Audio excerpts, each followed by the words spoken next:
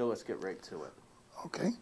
My first question is, well, let's start with a statement. It's a pretty interesting story that Paul Fleming wrote today in today's Democrat about the new 1st District Court of Appeals building, the so-called Taj Mahal building, still being constructed at a cost of about $48 million. It was approved by the Republican legislature, built on the Republicans' watch, and it's a beautiful building. Does anyone outside of Tallahassee care about it? I would think that downstate and out in the Panhandle, this sort of symbolizes government excess, luxury, what they don't like about government, big government, expensive government.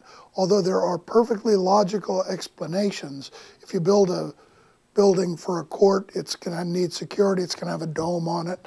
There are going to be more expensive accoutrements. But overall, the bottom line, people see that $48 million and think, you know, A, did they really need a new building, and B, did they have to build the Tallahassee Taj Mahal? Well, Lorraine Osley has been talking about this quite a bit, but I haven't really heard much else from the Democrats on it. I mean, a little bit here and there. Did the Republicans hand the Democrats a gotcha, and do the Democrats know what to do with it? I don't think that the Democrats can make a whole lot of political hay on this, simply because the idea of big government or wasteful government, luxury-loving government, redounds to the disadvantage of both parties. I don't think that people identify that as, certainly since the Republicans were in power when it happened, it's just sort of an attitude of, well, what do you expect from the government? True, but it seems as though this has been the issue, I guess, for the Republicans to label the Democrats with. The big spender. Yeah, the big spenders, and isn't this a chance to play turnaround with it? Oh yeah, and Lorraine Osley certainly has done that, particularly since her opponent, Jeff Atwater, was the Senate president, and is the Senate president, and was a power in the Senate when this appropriation was made. She's blaming him for it and claiming that he is symbolic of the problem in those 4 square blocks around the Capitol where deals are made.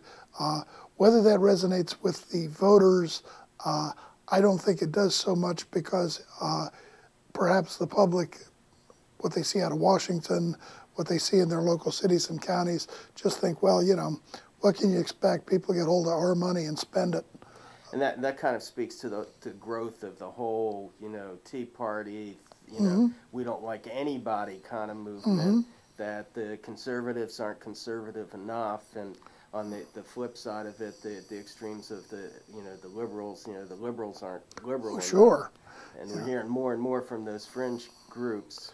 Well, that'll be a factor, the no party affiliates. That's why we have so many independents and actual Tea Party candidates running this time, because I think of that public distaste for what government seems to reflexively do. They need a courthouse, so they go out and build a palace. Well, we mentioned Lorraine, and obviously here in Tallahassee we have a special interest in Lorraine Osley. Were you surprised at all to see the polls this last week about her being within 2 points, number one, and also huge amount of undecided voters still? Those races are so tight, all 3 cabinet races, Attorney General, Agriculture Commissioner, and CFO.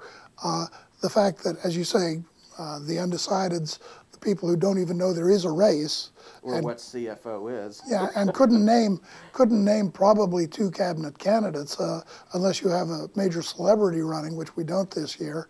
There are very few people outside of his own district and Tallahassee who could tell you who the Senate president is. Well, let me change the subject on you. We're about halfway through our 10 minutes, and I want to ask you about the column that you wrote over the weekend, where you talked about the fact that a Republican has never won in Florida's 2nd Congressional District, the seat that's held by Alan Boyd since 1996. Is this the year? It will be, if it's ever the year, this could be it.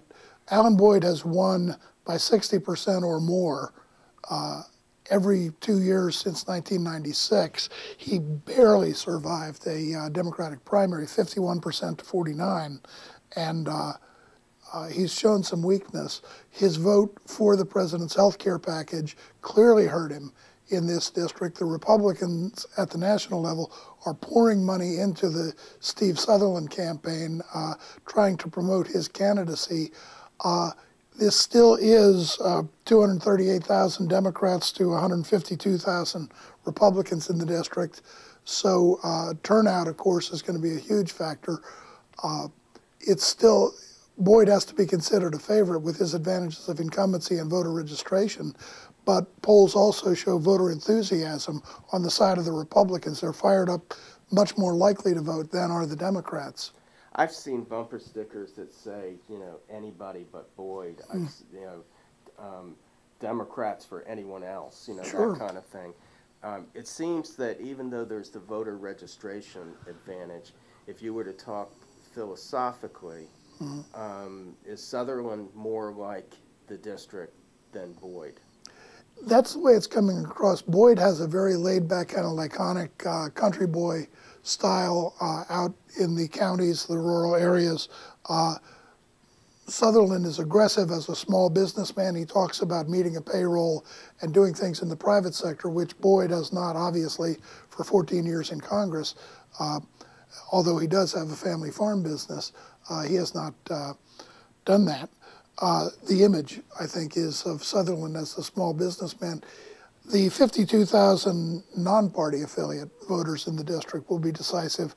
If turnout is motivated by the Tea Party anger, the anti-incumbency that we hear about, and the voter enthusiasm on the part of the Republicans, I think that Sutherland could cash in on those factors.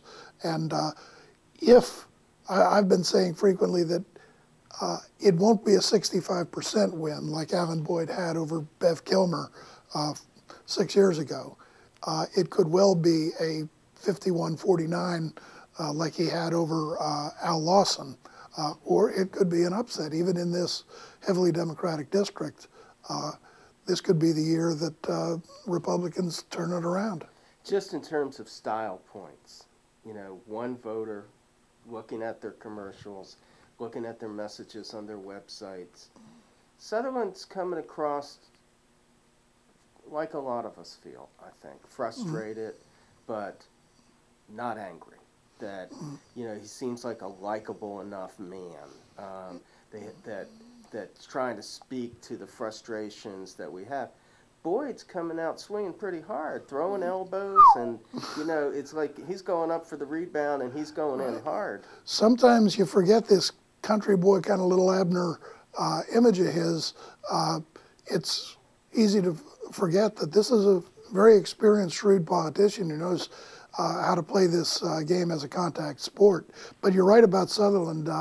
He does come across his basic campaign messages, had enough. Yeah. And there have been the bailout, the GM things, the stimulus package, and of course health care. He's appealing to conservative voters as basically a message of we've had enough. Just real quickly, in your column you mentioned the two at least of the non-party affiliate candidates that are running. Were you just being nice, or do you think that they'll have an impact on this race? They naturally, we've never certainly elected an independent. Conventional wisdom is that they can't win. They are both very sincere, hardworking, serious candidates in their own right. They do, however, draw away from Sutherland. The anti-Boyd vote could be split, and that could seriously help the incumbent. That's ironic, isn't it, since they're both pretty conservative. Exactly. And they could be helping Boyd. Exactly. All right. Well, thank you, Bill. We'll talk again next week.